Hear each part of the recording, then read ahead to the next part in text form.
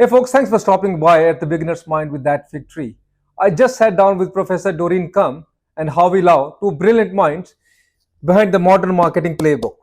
Together we explore how to build brands for digital first consumers. Now we get best of two worlds. Doreen is an established academic and Howie is a well-awarded CMO. I hope you enjoy the conversations. For such meaningful discussions, do follow our channel. Thank you, Prof. Doreen. Thank you, Howie, for giving time. Thank you for having us. It's a privilege to be talking to two gigantic personalities. Yes. Okay, so I think the book, Modern Marketing Playbook, what motivated you to write this book? Oh, many reasons. I teach marketing strategy across different levels in university and been teaching it for many years. And one of the struggles I found was the textbooks out there are just too filled with definitions. And they're 700 page thick, so there are only two outcomes, right? Students who are very hardworking will read all 700 pages and get absolutely lost in definitions. So they walk away thinking that marketing class is all about definitions. Or the other scenario is, the other half looks at the 700 page book, decides that I'm not going to read it. So either way, both outcomes lead to the same point, that they finish one course in marketing strategy, not knowing what marketing strategy is. And to me, that's a real pity because being in business, I think marketing is very central to business strategy. So I found that I felt I needed an instrument that could lead them see the beauty, the power, and the magic, right? So that they could see that it's really something that businesses need. And for any graduate, whether or not you become a marketeer or you become in any other function, you need to graduate with that marketing mindset to understand how, knowing the customer is really central to being able to engage them, being able to win their money, win their loyalty. And I think, that was how I decided to write a book that fits what I think in my pedagogy method helps people learn more and appreciate marketing. I think what the interesting part is how we're coming on and on the book as well. Back to the point of why my pedagogy, how I think my pedagogy works with students is I feel they learn best when they see examples. So I said, okay, I'm going to go out there and write a book that is not a textbook. So that's why it's not in the textbook format. And I said, I want to work with industry. I want to make sure that, brands are involved and they share their experience. They are able to talk about examples and cases of the concepts that in each chapter, how that plays out in their business. So I said, okay, I'm going to reach out to my old friend. We've known each other for very long and I think he's a great asset. Now he's a great asset to have on this team because, his contacts are very good, and he has, lots of experience across different industries. So I gave him a call and said, hey, old friend, time for us to, work together again, because the last time we probably worked together was in our uni days. So yes. And from an industry standpoint, when Doreen called, it also makes a lot of sense because from an industry, we're looking for marketeers that don't just spout definitions. We're looking for marketeers that understands the application of the theories. They kind of knows what it means to actually take a P, 2P, 3P, 4P, or whatever it is, and think about practical application in the market. So when she called, I was like, it sounds like a cool idea, let's do it. And then, of course, the other point is that anytime Doreen calls, the first answer you always give is yes. Otherwise, there'll be many other calls after that. So I think the key thing which as a marketing services practitioner came to mind is that what has changed so much, let's say, the 4 Ps since the Kotler's days, right? So digitization is also not something new. It's a phenomenon which is happening. So what's different? What has changed since the Kotler's world? I wouldn't so much say change since Kotler's world. I mean, Kotler still has many books out there that are well used. But for our book, what we wanted was to ensure that, first of all, we start off saying that marketing is part of business strategy. Yeah, and we emphasize in that first chapter why it's part of business strategy. We also emphasize how it's important to link marketing to business goals, right? Maybe just now in our earlier chit chat, we did talk about how CMOs, should have a more important place in the C-suite and, potentially become CEO. And maybe one of that is the fact that marketing needs to be linked to business goals. So we touch on that just to clear the misconception that marketing is fluffy, marketing is just a mouthpiece, so on and so forth, right? That is one of the goals. Secondly, we also want to ensure that our book talks about the digital age. So, while concepts concepts need to be rethought of, given that our environment is digital first. Consumer behavior has changed, especially in Asia. So the third angle is the fact that we also cover Asia. So, we want to make sure that the examples are relevant to businesses here, to our consumer expectations, to culture, right? So in every chapter, we have an Asian point of view. Yeah. And the brands that we feature are also Singaporean and Asian brands. Yeah, I noticed that. I think there are a lot of great examples in the book. Yeah. And if I just to add to that, I think the if you look back in time, there's been a lot of coverage on Euro-American brands and legacies. Asia in the last decade, you could argue, has become a economic powerhouse and continues to grow. You could also argue that there's a lot more Asian brands that's coming onto the global stage. And as a result of which, I think having a lens on Asia does help marketers, because as we look at addressing marketing in Asia, the Euro-American lens has some relevance, but at the same time, having a more specific perspective on the Asian consumers. And as Doreen mentioned, the Asian consumers are not exactly the same, not even within Asia. Then how do you apply the theories of marketing in Asia? Oh, yeah. I think I agree with that, because I was also once teaching and there were short of Asian examples. And a lot of them were Western examples, which don't really work for the students. So it makes sense. Now, consumer behavior, how it has transformed in a digitized world. What changes do you see from you from a academic perspective and you from a practitioner perspective? I don't think we differ very much. So, consumers, first of all, are used to expectations of things coming real fast. I mean, because they are so empowered now, right, with access to information. So, they actually can have a lot of choices, right? Good or bad, right? A lot of choices sounds like a good thing, but at the same time, because they have so much information, so many choices, they are also very overwhelmed.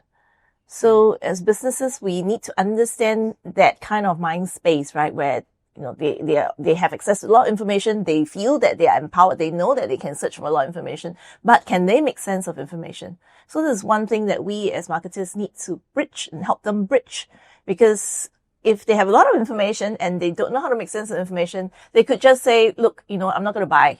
I'll just wait. Yeah. I'll just wait till I have a better idea. Yeah. And then that's not something that we want as well.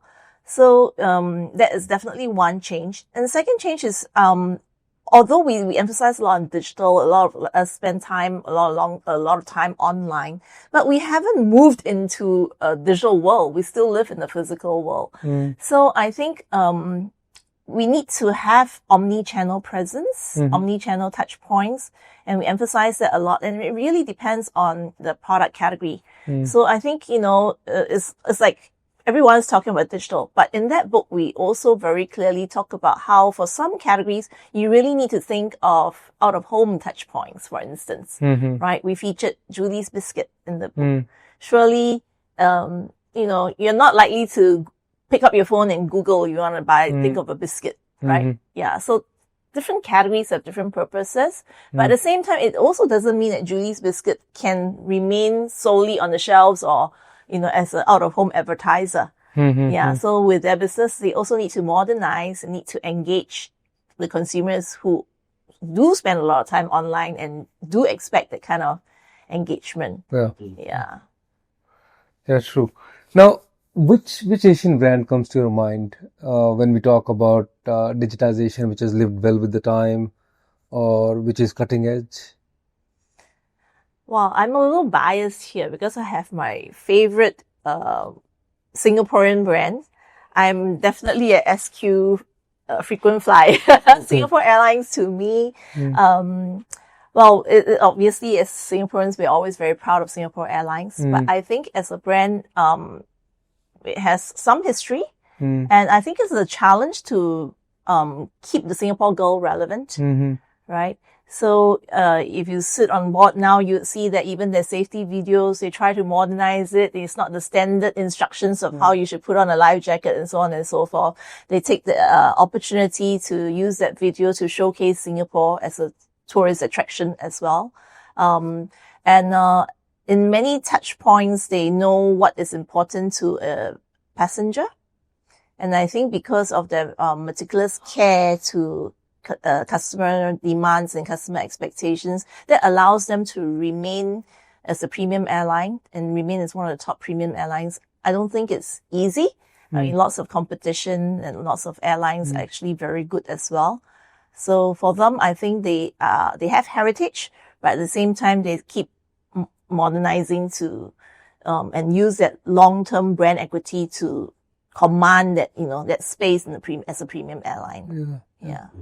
You have you, Howie? Bias example. Okay. I will have my bias example. My bias example of an Asian brand would be Lenovo. Lenovo. I spent a fair bit of time. I used to be the CMO for the emerging market there.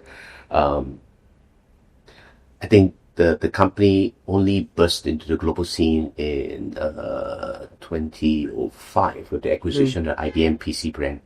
And after a couple of years of acquisition, decided that it's time to go into a global branding.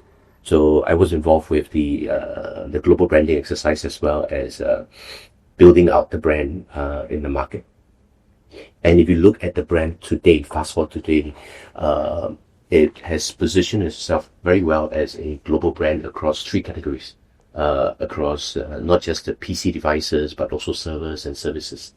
I remember back then there was a very deliberate view to say that we needed to have a big feed model, because as a challenger in the market, when we develop the brand, a big feed model allows us to put capacity, autonomy at a country level, because the brand has to be relevant for the country. So the way you do marketing in Thailand will be different, because how you market in Bangkok versus up-country is different. We gave the delegation to the CMO of Thailand. How you market in Japan will be different, because the nuances of the Japanese market is different. So Japan, I give you an example. The company, and this is public information, acquired the NEC PC brand, and thereafter acquired the Fujitsu PC brand. But if you went to Japan and you went to the Yodobashi store, the Pico camera store, you would still see the NEC brand, you would still see the Fujitsu brand, the Lenovo brand, the ThinkPad brand, the Yoga brand. Why? Because there was a deep understanding that in the Japanese market, different brands resonated with different customer segment. So rather than be overly concerned that my brand has to be everywhere, they took a very clear approach to say, let's stay relevant to the client. Like what Doreen is saying, end of the day, it has to be about relevance to the client, and be able to convert to sales. And you fast forward to and that worked very well for Lenovo in Asia and around the world. And you fast forward today, they have started going into global sports like FIFA, F1, because to give that brand coverage while leaving the individual countries to do the local adaptation. Makes sense. Yeah, I read the Lenovo example. There's a Lenovo example in detail in the book as well. Now, one thing, Prof. Doreen and Howie, we noticed, we work a lot among Gen Z. Cohort understanding is one of our area where we spend a lot of time. I think we think that marketing somehow is over-indexed on younger generations. When you talk to marketers, it's always about Gen Z or Gen Alpha or whatever. But the money lies with boomers or white-haired. Sorry, I mean, I don't have hair. So, but is that something your understanding is? I would agree. There's this saying that a doctor may not pronounce you dead, but the marketer surely can. Okay. Yeah. So, well, perhaps for very obvious reasons, right? Gen Zs or the younger people, they are seen to be the trendsetters. They're better looking. So, for example, if you have 2 young Gen Z seated here, your video will look so much better than the 2 of us. So in general, they're just more positive, more aspirational as the target consumer to feature, right? And also because of their activity online and social media, they tend to take the lead. So it does feel like, brands do seem to all want to chase after Gen Zs. However, we believe that, brands that actually also have a or rather a differentiated strategy for different segments will stand to gain, because you're definitely right? We are the ones with the money, right? The buying power, and also our needs are also very different from the younger people. And that is the beauty of segmentation and marketing strategy. Yeah. And people are just lifted as well and say that in marketing, yes, there are some marketers that look at mirroring as a philosophy. That means I market mirroring what's reality, what's my target market. But most marketers tend to use a reference point, use an aspirational point. Because at the end of the day, clients tend to have an aspirational view, whether it's younger, whether it's faster, whether it is. So I think it's just very logical, because most brands will say, hey, look, I target the aspirational self of the target client. Okay. Yeah. I think that makes sense. But you think that if white hair generation or boomers, they have the money, what is the best way to reach them in the digitized world? Is it because they may not be so much on the, so-called digital channels, or, is there a particular strategy which works out for them?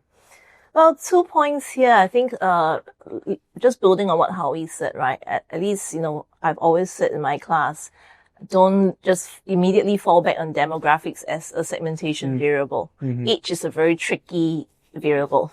We all have multiple ages, our real age, that we hide in our IC, in our bags, that we don't talk about, right? And then we also have the cognitive age, right? But even the cognitive age, there are multi-dimensions, just that there are multi-dimensions of ourselves, right? There's the ideal age that you wish you want to be. That's that age that you project at under different social identities, so we do have multiple ages.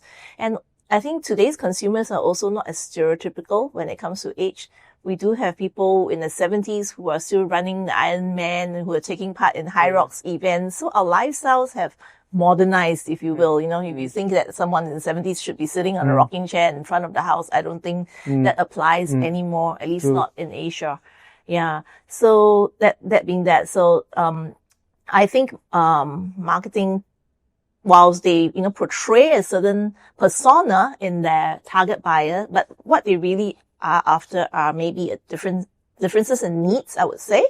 Yeah. So, and the second point is, well, our older consumers, especially in Asia, we're very mobile first. We're very also, very used to being online, used to having a lot of touch with the digital space. So I don't think it's also necessarily true that older people aren't online. They are, they are on the MRTs. Just take a look. Even, the older consumers are using their phones, being entertained by TikTok. So somehow the information flow, we learn very fast from our younger consumers in Singapore, at least, for sure. Yeah. All right. Now, I think one question which I think is last week also we were interviewing a CMO, and the question was that the measurement is so, what digitization has done, it has kind of enabled people, it has made, it has brought some kind of it is a bit of an equalizer. But what it has done is that it has made the measurement so core to the marketing, and it's easier now because, so how does that, short-term gains, short-term performance and long-term gains, I think there's a bit of a struggle there. What do you think about that? How is there a particular brand that managed it well? Do you have an example of a brand here, or short-term versus long-term? Maybe from my own experience is that, when you run a business, you will always have the trade-off. Yes. It's not just a marketing trade-off. It's a business trade-off. Do you invest in additional training now because the results will come in 2 years' time? Do you hire now because the results will come in 1 year's time? True. Do you invest more in brand because the results will come later? And the line of correlation is never clear. Just because you focus on it doesn't mean the results will come. And the approach I've always taken is that a wise man taught me when I was a aspiring eager beaver to say, always try and remember what the boss 2 levels above you will be thinking about. Because in every role, you could argue that there is a transition of balance between short term and long term. At the entry level, you'll probably be very focused on short term because you need to deliver this by this quarter, you need to deliver by this week. But as you get to a senior level, CEO and a board level, your lens is a lot longer term. Okay. So at whichever part of the career you're in, if you are always thinking what is your boss and your boss's boss thinking, that will help you calibrate a little bit. Of course, the ability to deliver the quarterly and the monthly results is key because if you don't have the results today, it's hard to do it. So that balance is always difficult. Every industry is different. Every company at different life stage of the company is different. So while there isn't a straight answer, the rule of thumb I always use is says, well, I need to do this and this is how I would balance the resource. Then what would my boss and what would my board be thinking? And then I calibrate from there. Oh, wow. Okay. That's unique perspective. Yeah, I agree. I think, today's environment has many platforms that seem to give you that temptation to do a very outcome-based type of activations, right? I mean, take for instance what we see on social commerce. Every ad you see in social media has a buy now button. Call to action. Yeah, very, very strong buy now call to actions. But that should only be one of the touch points because if you're too outcome focused, then, you neglect to build on your brand, neglect to build on the knowledge structures around your brand, then very soon no one's going to be clicking that buy now, right? Your organic demand for your brand is going to go down.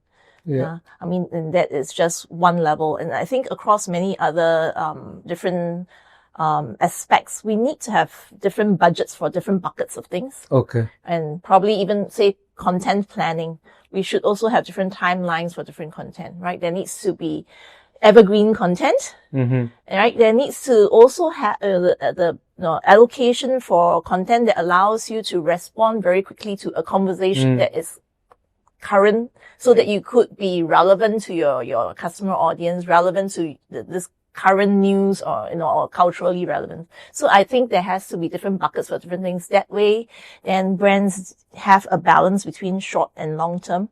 Yeah. Right. Yeah. That would be, I think, across all brands. I don't have a favorite brand or a brand that I can tell, name right now that does this, but I think successful brands understand this. I think it's a big challenge, wherever we talk, I think this is one of the key challenges which come up, and there isn't a particular one solution for this. I think it's very situation based, very circumstantial, and applies to their own ecosystem. That's how they handle it. Yeah. Now, one thing which we see ourselves as well. How well do you think marketeers have understood that Asia is not one segment? It's different cultures, it's different countries. How well people have understood that? Interesting you say that. In NUS, we have programs, MBA programs for students from Europe, students from North America who come in to do a course with us called Doing Business in Asia. So there, I would spend time interacting with these students, and they are often fascinated that Asia is so diverse. I think, if you lived in North America or you had gone to North America or Europe, you would see, if you fill in forms, right, under race, there's just one category, Asian. So collectively, you could be a bucket under Asian. Yeah. So I think if you're a marketer in Asia, you'd know how diverse we are, and you would spend time in Asia, you see how different, even within one country, we have different languages and religions, right? But perhaps for marketeers and consumers in other markets, this diversity in Asia would be very overwhelming for them, and maybe more than what they had expected. And how did you, Howie, deal with this kind of a cultural diversity when you manage the brands, or when you manage the brands which travel across the cultures? Yeah, I think the I think it's a given that Asia is multi-segment, multi-sector, even within the country. I think increasingly marketers who live and breathe the air here are understanding it. I always advise marketeers not to sit in the ivory tower, but literally go to the streets, Markets. go to the markets to understand and observe the actual consumer behavior and what's happening in the market. The everything from not just the consumer behavior, but even the digital platforms. Because in some countries, WeChat is more popular. In some countries, Line is more popular. The agencies, the brand of reference, the brand of inspiration is different. So to be able to be on the ground is going to be very critical. One of the challenges that typically we find marketers have is that to address Asia, you've got to recognize that it is actually micro segments. Oh yeah. So example I gave earlier on Thailand, when you want to market to Thailand, it's different. Because upcountry Thailand versus Bangkok is different. The way you market in KL versus outside of KL is different. Rural, urban. When you look at the 16,000 islands in Indonesia, what you do in one part of Indonesia in central Jakarta versus the Yogyakarta could be very different. So understanding the dynamics, not just the culture, but where your business is. So I remember, for example, in one of the countries, 60% of the business actually came from the city. Okay. 40% was spread elsewhere. In another country, 80% was in the capital. So understanding that business nuances then allows the marketers to focus on where you actually spread your marketing. Lastly, I'll just add that marketers being marketers tend to feel that, hey, look, I'm armed with experience, I'm armed with theory, so I have a view how to do it generically.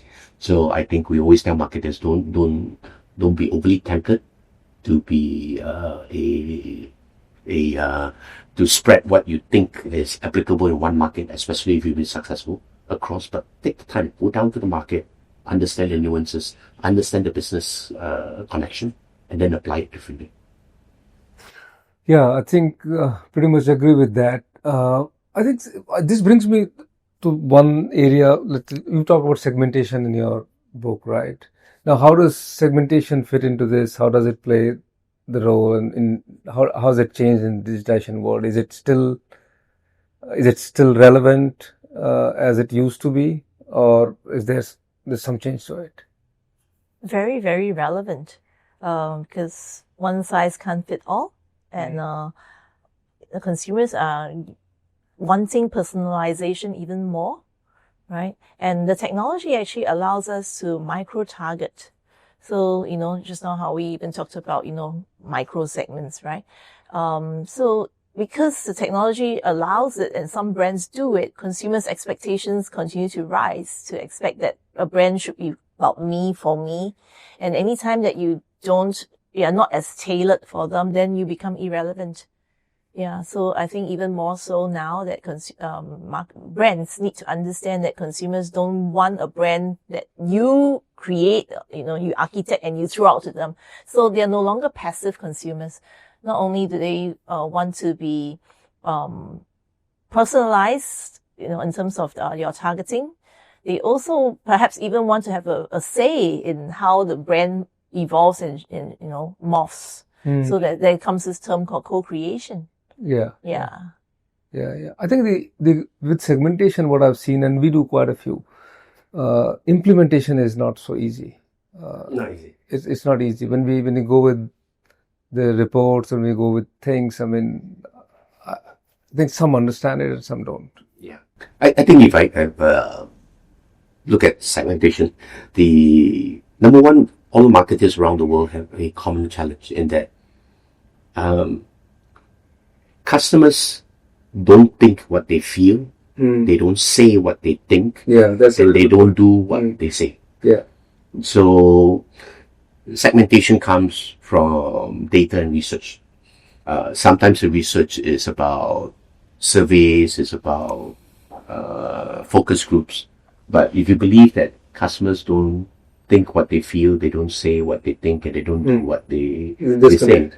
then how do you actually use first party data, use survey data, and then that's where the marketer comes in. And, Okay. and it makes sense to say where the dots are connected so that you're able to say, hey, look, this is what a proper segmentation would be. And the nice thing about today's world is that you can go beyond your usual, very old school demographic segmentation, as what Prof was saying, is no longer about a physical age. It's understanding the cognitive age and all the other aspects, aspirational stuff.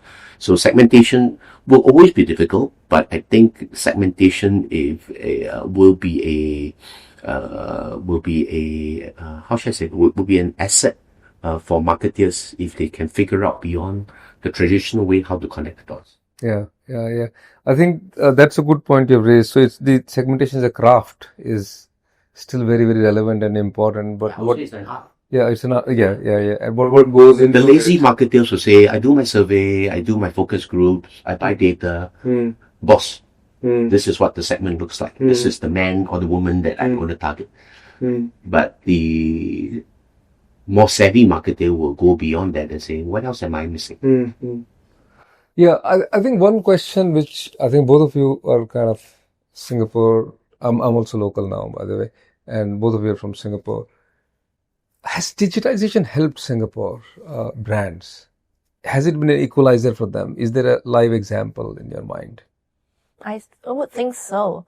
I think the digital platforms has given smaller brands a level playing field, I would say. More of a level playing field. Okay. Right? Because if you are, if you're very skillful and if you know how to create a value proposition that is relevant to your target market, you know how to engage them on the platforms, you get a voice, right? And this is also, even in terms of distribution channels too, right? You can go direct to consumer online. Yeah. And in recent years, we have already seen a lot of Singaporean brands sprout. I mean, earlier, before that, we had Charles & Keith, but Charles & Keith sprouted more as a brick and mortar store. But following beyond that, we have Love Bonito, right? We even have Ergo Tunes, right? We even now have Paper Bunny. All these are brands that just sprouted, and they often have a DTC model. So they are, leading up from what we were saying, they have data, they know how to personalize their offering to their various customer segments. And mainly they get a chance to have a voice, right? Yeah. Two of the examples as case studies in the book would be Carousel and Skin Inc. I think digital is a big part of what they do. Social media marketing is a big part of what they do. So I think there's digital is the equalizer, and it allows us just to go beyond, use Singapore as a great base, and then go beyond. Yeah, but I think at the same time, the key concern has been that Singapore doesn't have global brands. I mean, when we think of global brands, we think of SIA. Nothing else comes to mind. Your favorite. Well, nothing else. What is the reason, I think, that Singapore has not been able to develop those global brands? Yeah. Maybe I'll take that. I think number one, you could argue philosophically that many global brands grew out of a large domestic market.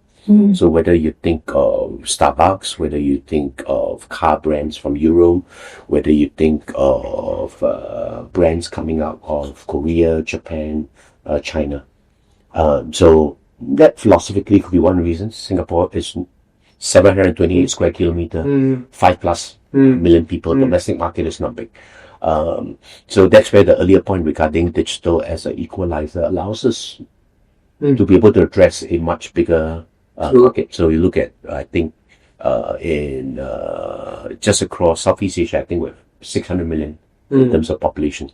So I think that's one angle.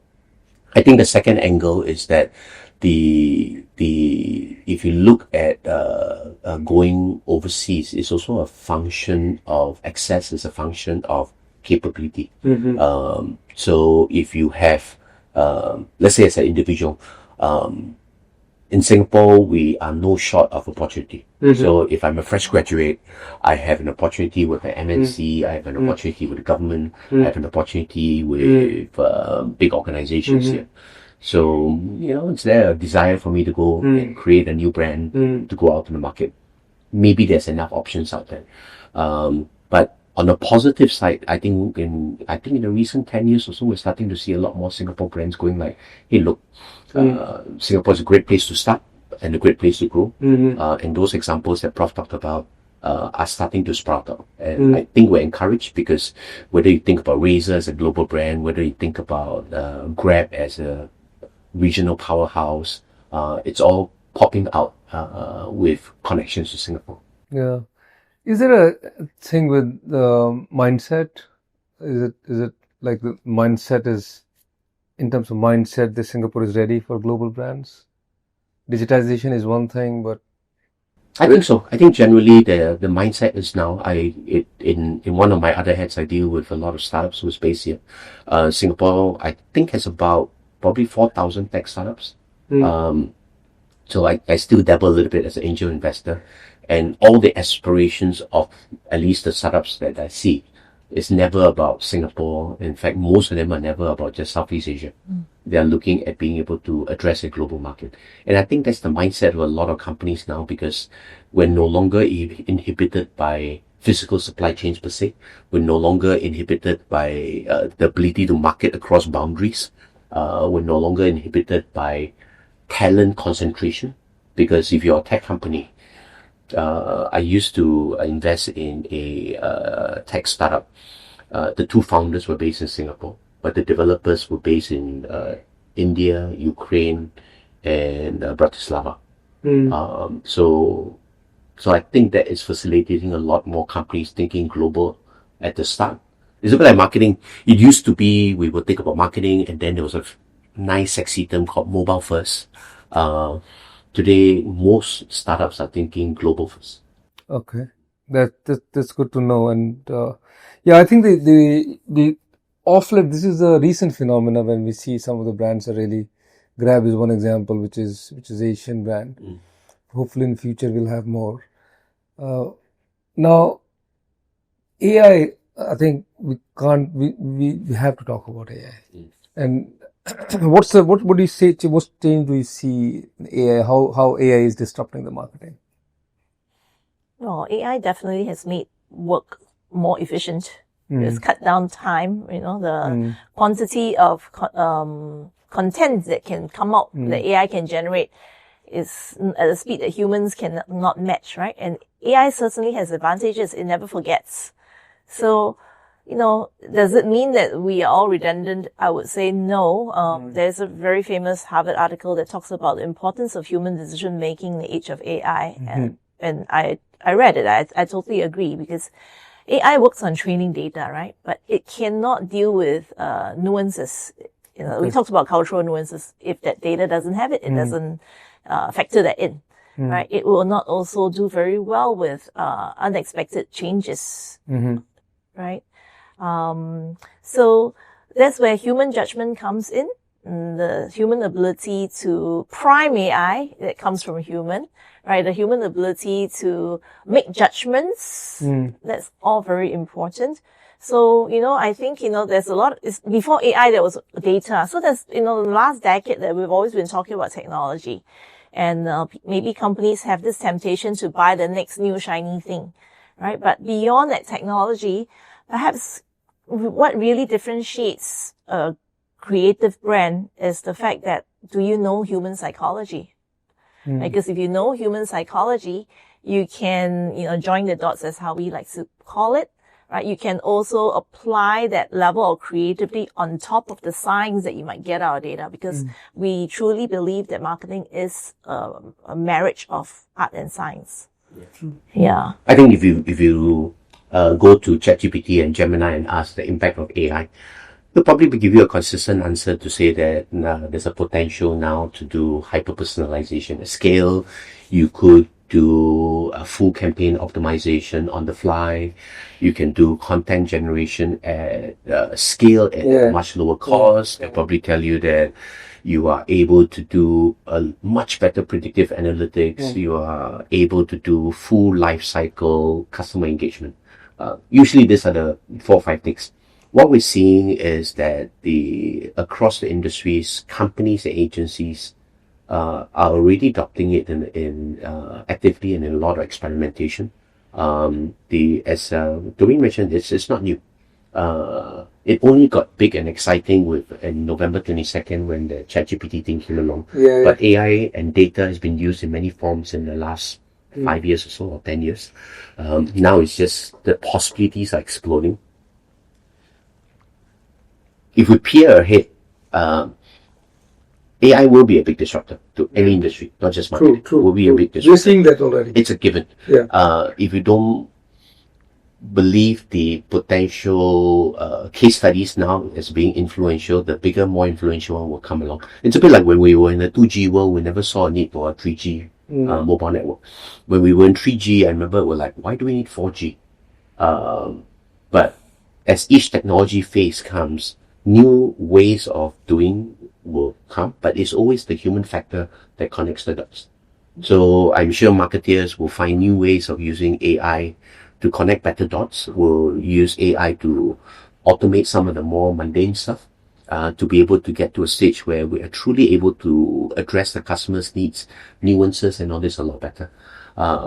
It will continue to have a much bigger impact. But I believe in the human spirit that, we will find a way to harness the beast even more, and then come out even more effective and more efficient. Yeah, I think since we're on this topic of creativity, the question in my mind, Howie, especially for you, is the logic and magic we talk. I still see magic is declining in advertising, magic is declining in marketing. Do you have a view on that? The magic is declining in... You mean the creativity is really declining. It's again more about, the numbers, whether the ad is working, ROI, I used to test a lot of ads when I was with Kantar, and the creative agencies always have this issue that the ad testing is killing the creativity.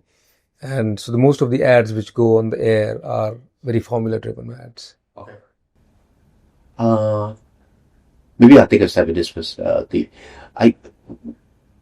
My own observation, I do feel that marketing has become more effective, not less effective. Okay. If you're referring to advertising, brand films and stuff, maybe, because, but if I wear my business hat, I look at marketing with an end in mind of to helping my business results. Okay. Not about creating a nice brand film that amuses the audience or... Okay. I always joke with my fellow marketeers that, do you remember this Thai funny ad? And almost all of them will remember that particular Thai funny ad. At the end of it, I'll ask them, do you know what company they put that ad? And more often than not, they don't remember the company. So in my mind, at least based on observation, I think marketing has become a lot more effective because the ability to micro-target, the ability to get relevant information at the right point of time seems to be helping. Okay. But whether there's a dearth of creative brand films and advertising film, I don't know. I don't have enough sense. Okay. Yeah. Okay. And marketing may not even be just limited to advertising in the way we see it, right? It could be different touch points. And that's where we say that advertising is not just about, the promotional piece. It could also be in the imbibing of the consumer insights into a product design, for example. That is also very much a big part of marketing strategy, right? So I think we would like to say that marketing is more about customer centricity, not just advertising. Yeah. Yeah. And I think that's an important point because that's where I think when Doreen crafted the whole book narrative, you have to look at it all because sometimes marketers, especially fresh graduates, get excited with marketing because they are focused on the promotional part of it because that's the fun part. That seems to be the exciting part because you get to think about ABC.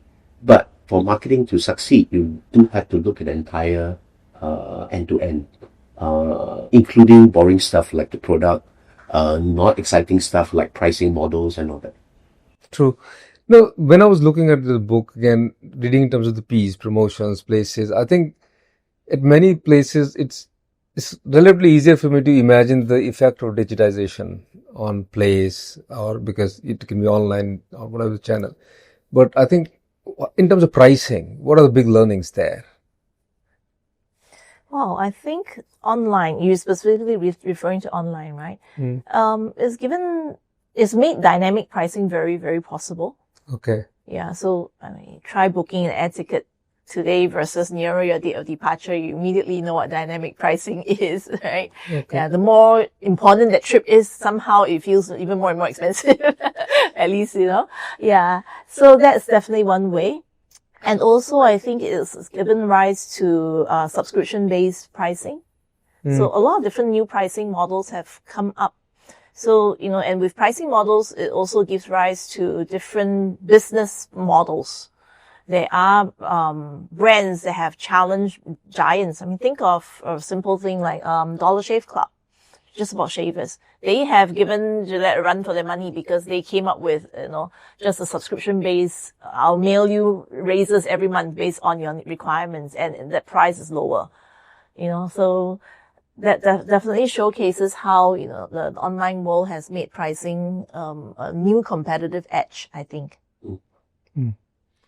Now, I think I'm coming back to the discipline as marketing. And let's start with how we ask you, and you mentioned in the book, there are a lot of CMOs in any business. There are a lot of people. There's some good, there's some great. What differentiates a great CMO from a good one? What are the characteristics?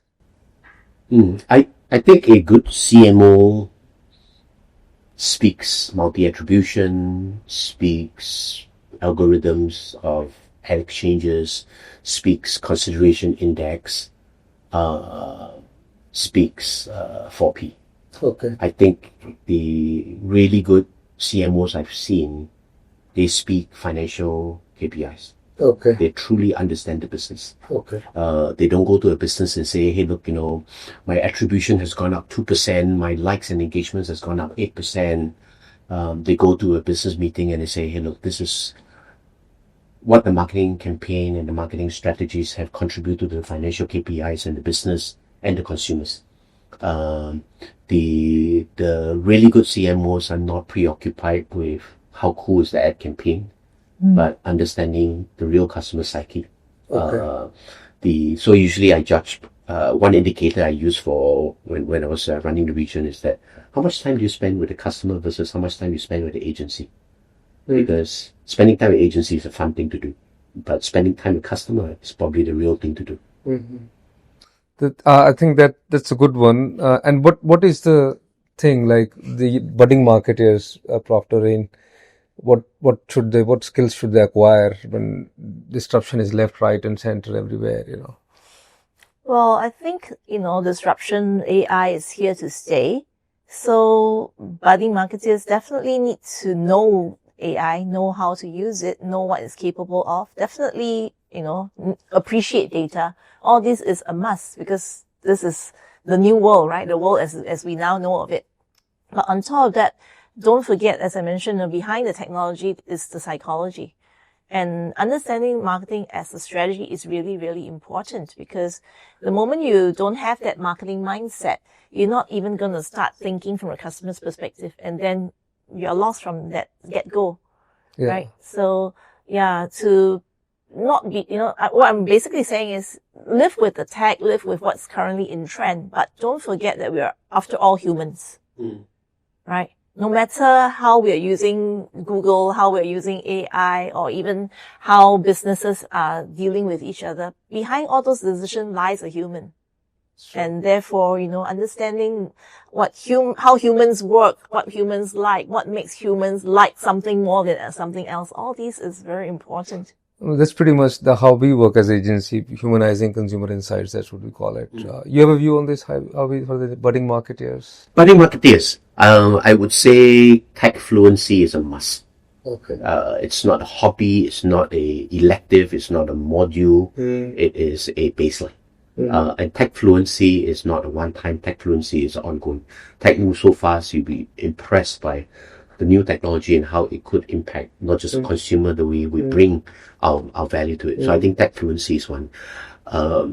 The other thing I always kind of say as well is that the best marketeers are the best listeners. Okay. Because if you are listening to the data that's presented to you, if you're listening actively in a focus group, if you're listening while you're observing a customer, if you're listening actively to what the business needs are, if you're listening to things outside of your work, then perhaps you can find dots that no one saw.